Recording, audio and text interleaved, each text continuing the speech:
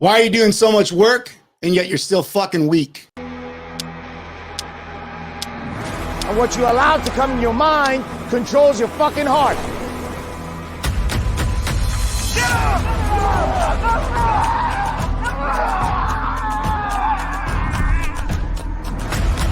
A man's word right now doesn't mean shit.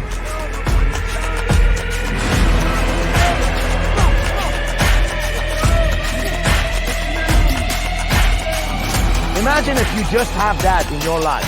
You have the truth and you have honor. That everything that comes out of your fucking mouth, you do it. That you do the shit that you said you're gonna do.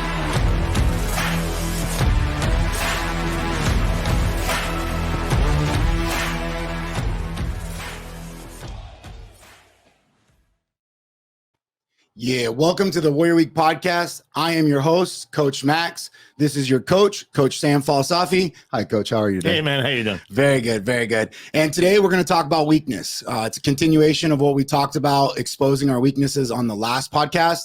And really the reason why I want to bring up weakness, Coach, is because whenever anybody hears this word weakness, they immediately assume a very weak man or someone who is puzzled or in trouble, and they don't realize that the weakness is kind of holding them back. And it doesn't necessarily mean they're a soft man. It just means that there's some holes in their game, and yet they don't know how to expose them. They don't know how to reach to them. And my question is really, we were talking about exposing, but how do you truly expose that weakness and, not being labeled a fucking weak man?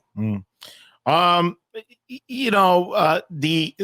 common mistake that's done between the perception of weakness is the confusion between the obstacle and the obstacles that are on the way, or what is stopping a person, and weakness, right? A person may have some goals, ambition, some targets, and they're working hard towards it, and suddenly it doesn't work. Suddenly they run into some adversity. Suddenly it stops. And when we allow time to continue in that point of transaction where the momentum is stopped, then there could be a conclusion that is drawn to say, hey, man, I can't continue, or I can't finish this thing, or it's not happening, or whatever the dialogue is. It translates into I don't want to deal with the obstacle, therefore I'm weak. So it's a conclusion that is drawn, and it's a label that is usually self-applied because of the challenge and the obstacles that are not met. Now, sometimes that could be true. I mean, if you have a goal and a target that says, hey, man, I want to lift 500 pounds, right? I want to deadlift 500 pounds. And along the way, 2 months into it, and within 90 days, that was your target. 2 months into it, you're 350 pounds, and you hit a place where you don't have the capacity anymore to lift more, like at 370, and like, hey, I can't. Does that make you weak? The context really is what matters, right? Yeah. The context matters. Are you weak, or you have met your capacity in the process of time? So the interpretation of what is and the label quickly applied on being weak, especially in men's world, right? It is too often very relative to the context. And yet there's not a time where we allow ourselves to say, is this truly weakness? Is this a weak area that I have? Or it's an adversity and a challenge that I need to perhaps find a different route, maybe give it more time sometimes. Well, fuck, even when men decide to address that and like, okay, I'm ready for a shift, I'm ready to, that fucking word trendy, like level up, and yet you start trying to go for it. The problem becomes is like people look at you and like, oh, are you weak right now? You have a problem? Is there something wrong with you? And you're like, no, I'm just looking for something greater. And immediately it goes hand in hand with weakness. And I don't see that correlation. Like even sometimes you get a man that's coming to Warrior Week and suddenly someone says, are they broken? And it's like, no one's fucking broken. These are alpha fucking men. There's far from it.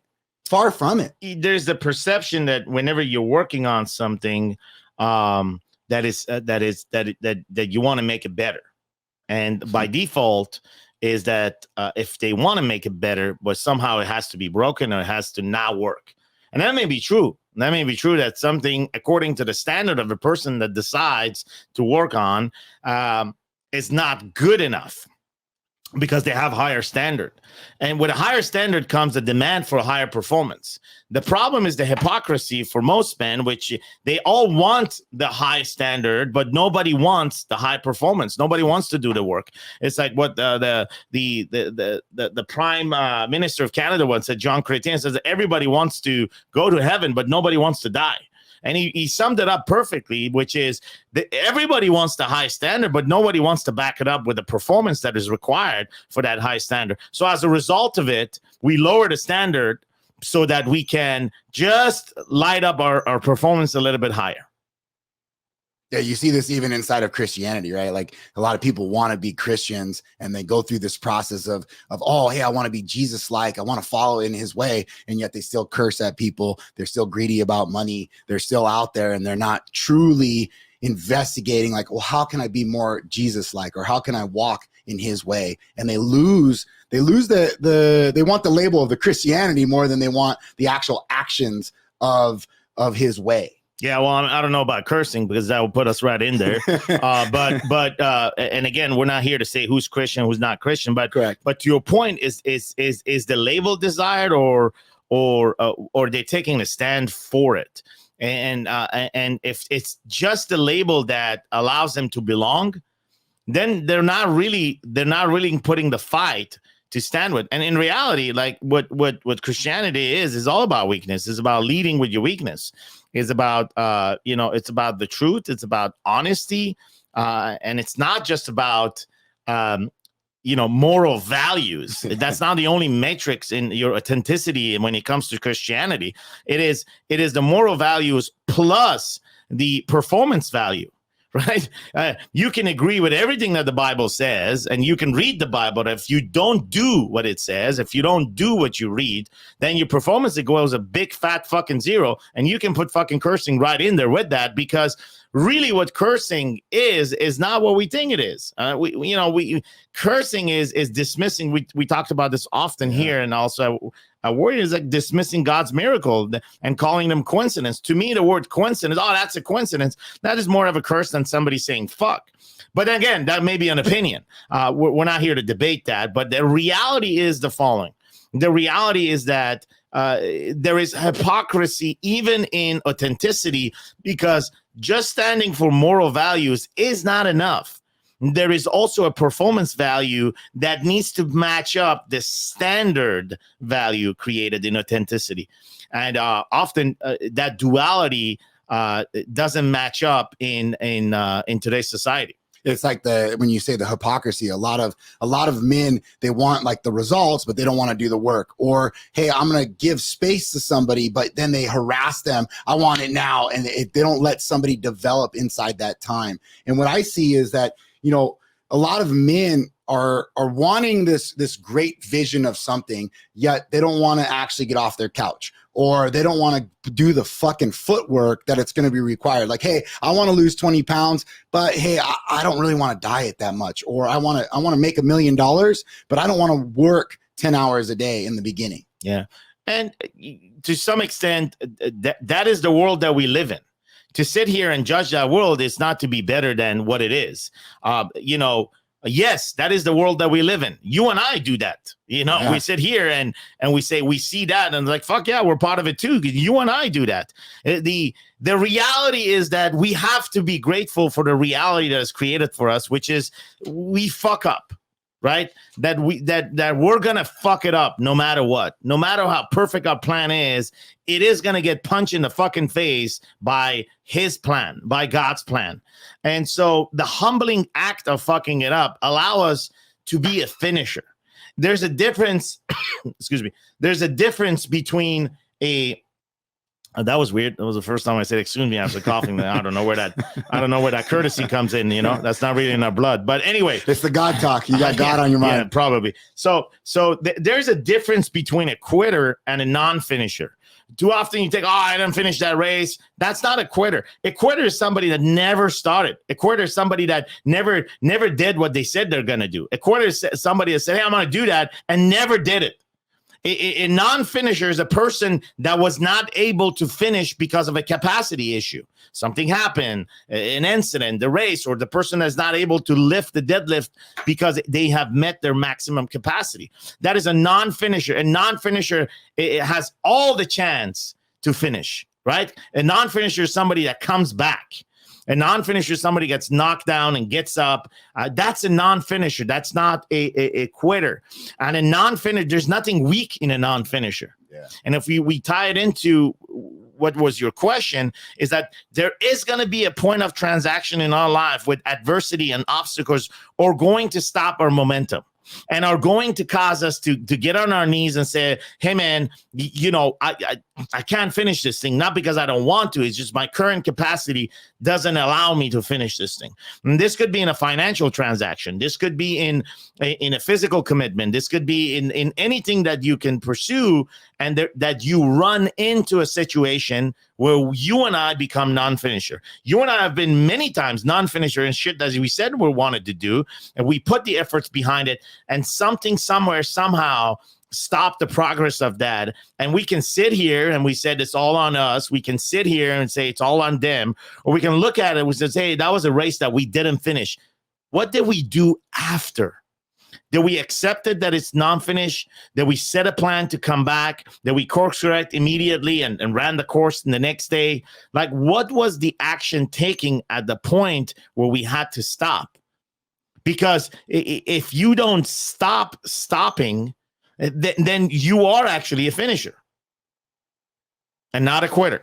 Yeah, and then you bring up a great point. The quitter is 100% the weakness, right? Like that is the almost like the essence of weakness inside of you, and it's so much easier to quit than actually run the race, like you're saying, and then fucking not make it, and then being like, okay, I'm going to reevaluate. It's almost like where people look at failure and they want to address it as a bad thing instead of taking in the data, looking at it, forecasting for the future, and being like, okay, hey, this shit didn't work, this shit will work, and this is how I'm going to move forward. And instead of, they'll be like, oh, okay, failure, I'm a piece of shit, that's weakness, I'm just going to quit, it's not for me. Well, I mean, if you keep failing and keep doing exactly the same thing you did to fail, then it is fucking weak, and it is failure, and it is fucking insanity, and it's absolutely horrific.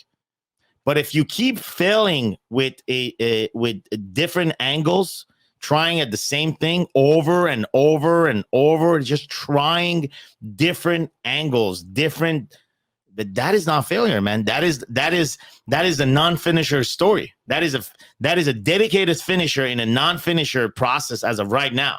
But there are some people that will keep the same exact route. They will take the same exact route. They will do the same exact mistake and never learn from the failure itself and continue to fail. Some people have been doing that for years in the marriage. For years, they have been applying the same tolerance when it comes to lies. They don't have the courage to confront their spouse. They don't have the balls to stand for what the role is inside of the marriage and lead the marriage. And as a result of it, they've created a prison of failure, all based on the same action they did not or took years after years after years that give him one fucking result, which was brokenness. So you want to talk about broken people? Everybody's broken. I'm broken, you're broken. Yeah.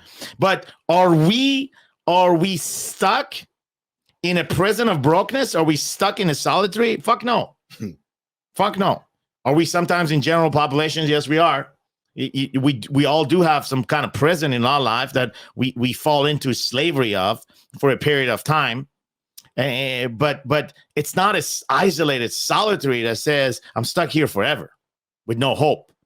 Yet, the keys to the fucking solitary is right there on the floor, or it's not even locked, but we don't dare to open the door because we got a story. No, you don't even try the door, right? You do the same thing. You do the same thing. You do the same thing. You just sit in the table and you run the story that this is your life. You're doomed. You're fucked. Meanwhile, the door is open. And you can go right on out, but you don't have a capacity for it. The other thing too, I see this a lot with men with their kids. Like, I don't know why my kid doesn't want to hang out with me, but every time I hang out with him, I tell him to clean his room. Hey, I tell him, and then you start fucking giving him only rules, and there's no other like fun time. Not that I'm saying it has to be fun all the time, but if all you are is fucking spitting anger at your kid and you're just constantly telling him what to do instead of letting him be a kid, then of course he doesn't want to hang out with you. And that's truly, again, you have the keys there. Just go to the park, go throw the ball with him, just have some fun with him, and show up when you say you're going to show up. Don't fucking always be at work. Yeah, I mean, this is the distinguished, hang out. If you say you're going to hang out, then finish the hangout, right? Don't be a non-finisher in the hangout. You say you want to hang out, then you hang out with the kids, and then you become a non-finisher, and then you stop hanging out and you start telling them what to do. Well, it's not really hanging out. If you wanted a fucking lecture, then you tell them, hey, come here, I want to give you a fucking lecture, and then finish the goddamn lecture. But, to switch, you said you're going to hang out with them and then switch to a lecture. Yeah, to your point. I mean, you're not helping the kid. You're not helping yourself. And that's what it is. But I don't know why we're talking about generic lessons. Like, I'm not here to give anybody any advice or any generic lessons. Like, let's come back to like the concept of weakness, and in particular what we're talking about, the essence of weakness for men. What inspired you to look into this topic, and what was so important in your heart that resonated for you to come to this morning, and you and I, in this room, which is we call this the war room. Previously, the Warrior Week stories were called the parables from the pit, which we would tell the story. Max and I changed that, and now this is the war room, where we take a topic that matters to us. We take a topic that we see inside of the Brotherhood of Warrior Week and all the men that are going through the training. We see it inside of us, and we take Max take these passionate topics and we begin exploring them, and we extract the meaning of it. That why is it so important, and why is it worth to go to war for? Because that's what we're here. We're not here to have some back and forth chat to fill you up with advices or how men live. This is not an interactive podcast that will give you more information or will fill up time. We're not fucking here to hang out with you either. Correct. Like, we're not here to give you a lecture. We're not giving you a hang out. Well, we're here to discuss between Max and I passionate topics that matters in today's masculinity and today's men's life that we see every single day, that we're part of it, and that's what we fight for. And so sometimes this conversation is often between me and Max, and you're more than invited to be part of this conversation. But the conversation is truly not towards you, telling you what to do. The conversation is perhaps for you to start thinking that what you're hearing is exactly what you needed to fucking hear in order to think differently. We're not here to tell you differently. We're not here to tell you what to do, but we're hoping that in conversation that you begin thinking differently. And if you think differently, there'll be a different action. So establishing that frame, and what is it that we want from this? This is what we want from you listening to this. We want you to think differently. And so we want you to think differently around this topic that Max is picked up for us, which is weakness. Max, what resonated inside of your heart, and what was it that you felt that was important for us to discuss this between you and I? Well, when a man discovers his weakness, he actually starts that shift. He starts to create the shift. But then when another man tries to actually find his weakness, it's almost like now he's admitting to being weak. He's admitting to, hey, I'm not really a man. And so many men will stuff this idea of weakness instead of addressing and attacking it. And those men that address it and attack it, those are the ones that fucking excel. Those are the ones that. So give me an example of what you've seen in just the years that you've been here. An example, and we don't need necessarily say names, right? But an example, you observe somebody that's, recognize the weakness and they went to war for it, man. So for example, in work, in a job, right? I'm weak at having SOPs. Yeah. Okay. Now I got to build standard operating procedures. I have to address that. I have to go forward. I have to speak with other men or find other counsel to be able to help with that. The men that speak that and then get the counsel and then actually do the shit they say they're going to do, they excel. The ones like specifically, I saw a man go through the process and he was like, okay, hey, I need to build out all this process. Yeah. And he fucking started doing it, dropped off, and then his business never excelled. And then he never got anything out of the program because for him, he stopped it. He stopped the fucking movement. Yeah. Whereas he was at least able to investigate it for a moment, but he was going to have to actually get more. So the weakness was never the skill or the fact that he was not good at the SOP. The weakness was really like he didn't really want to fight for it. The Correct. weakness, he wasn't a man of war. Correct. Right. And that's really what I see. Like we all say we want to go to war. We all say we want to battle and we want this fucking great change. So he quit. He's a quitter. So he quit. He's not a non-finisher because it's not an issue of capacity that stopped him. It was really an issue of choice. Yes. He made that choice. So then that brings up the next question for me. Yeah. So weakness is a choice. Weakness is a choice. Weakness is a choice. And that's what I'm investigating. It depends. Weakness is a choice in what context? Okay. Right? And the weakness is a choice in this particular context. Somebody may be weak physically, right? But you see this person always working on that fucking weakness, never stopping. And the fact is, they are still weak when it comes to performance in that area. But the work that is done, man, there's progress in the work. You may be very strong physically, right? In fitness, but you may be struggling financially. But it's like there's a difference between a guy that says, fuck it, I stay home, or I'll just go ahead and collect the government money, or I just go ahead and take money from my parents, or I just put all my hope into big Bitcoin, whatever the fuck it is. I put all of it in there, hoping that it's I don't have gas to put in my car, but I got millions in Bitcoins, and when that becomes real, then I'll operate. But meanwhile, I just beg for fucking bread, or you know what? I'll fucking decide to buy some meditation oil and rub it on my nipple right in the middle of a fucking jungle and hope that Krishna will come and change the world, right? So what's the difference between a guy that's doing all those things and a guy that literally goes to work? This didn't work out. This business didn't work out. I'm going to go do this. I'm going to go this kind of work. I'm going to do this kind of work. But they may not get rich overnight, but they're at least able to put food on the table. So he's weak in his finances, right? If you want to say weak, but he's very strong in his efforts to make that weakness better. That's really what I wanted to address today. This concept of weakness perhaps doesn't necessarily show the effort, because there is a lot of people that are trying to get stronger, but just aren't strong yet. And they got to put in 4 to 8 years. Same thing with business. Right. Maybe there's people out there that don't make $1 million, but you got to put in 10 to 12 years of actually trying, unless you hit some fucking lottery ticket, but you have to put forth that effort. And so many people will make the choice to quit. Yeah, it's like what you know best, Olympic weightlifting. You're not going to come in and compete in Olympic weightlifting, or even if you come out of nowhere and you hit some fucking lottery, you're still going to have a fucking shitty form and you're subject to injury. Good, bro, you might have lifted something, but you're subject to injury. If you lift over and over and over, there's no sustainability in it. So, the same goes for business. It takes years to build for that. It takes years to mature in an area where you have to build everything, the techniques, the workout, the perseverance that is required behind it. And it's same thing for a marriage.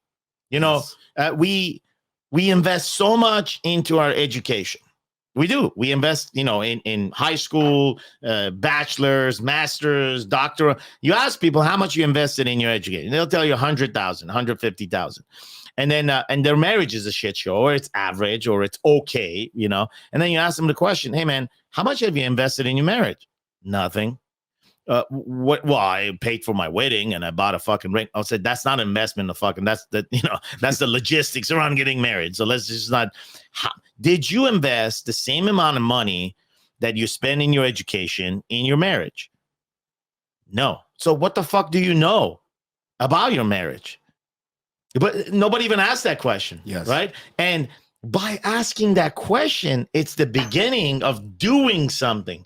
It's increasing your goddamn fucking performance in the standard that you want in your marriage. If your marriage is okay, if your marriage is good enough, if your marriage is not great, if your marriage is broken, if you're fucking unhappy and you want to punch your wife or whatever that case is, well, that's the standard that you're facing. The standard can only be risen if the performance can increase. That performance begins with you, motherfucker. Yes.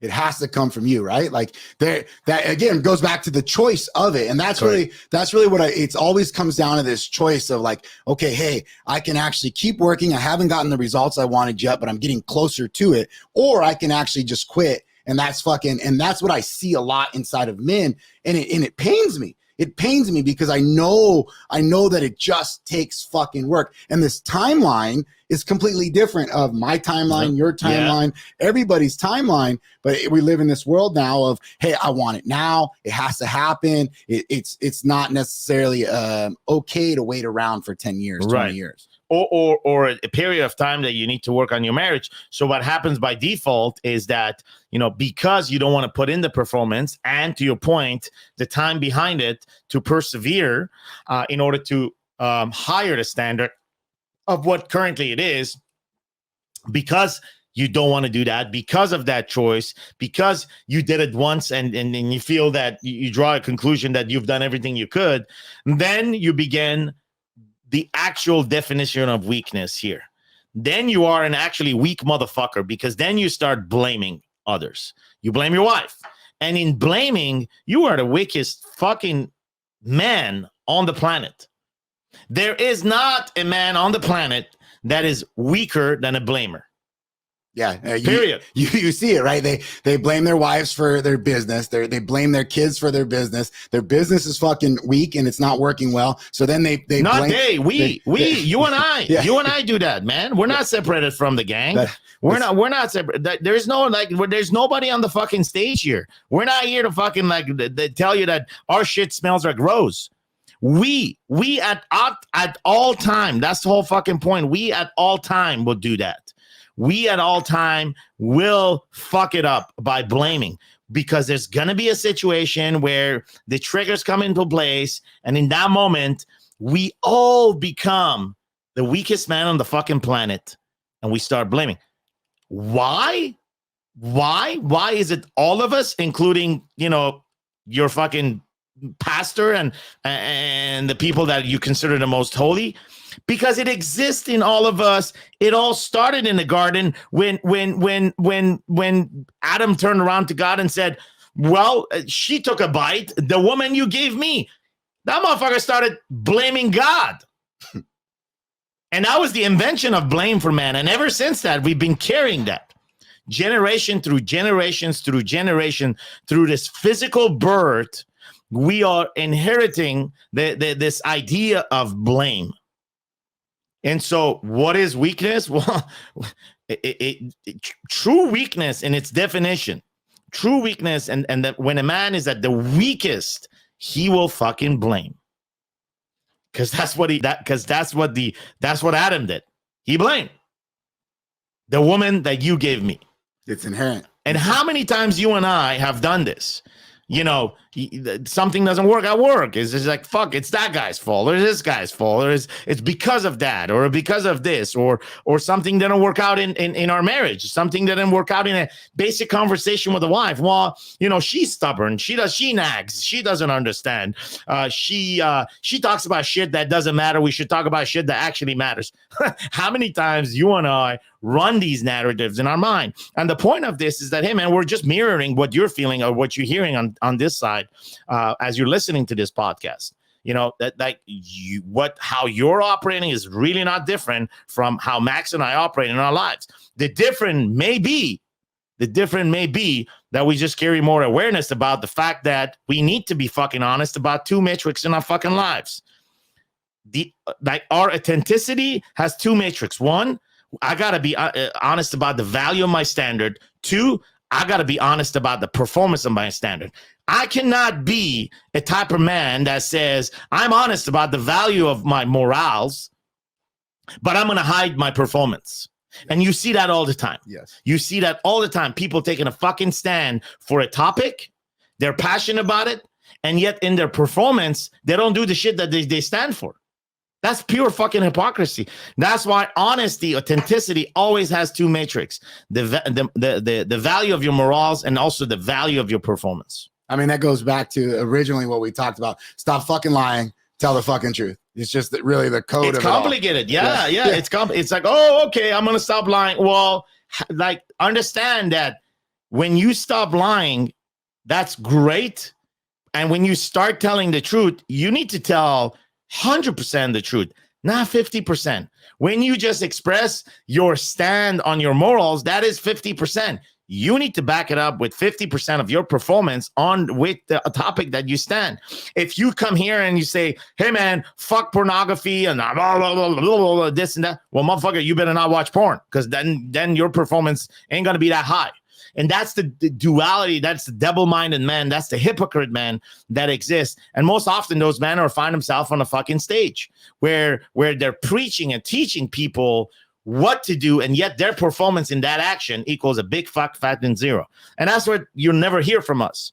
You know, you'll hear a conversation us among you, but you'll hear the truth.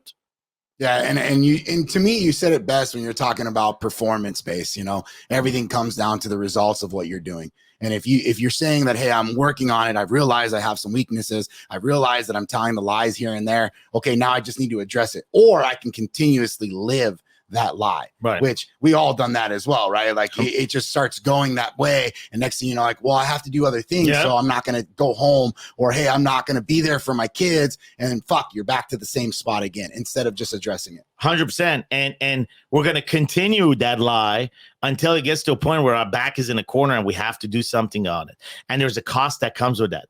When we wait too long, when we sit on the lie and we make ourselves, when we just stretch it.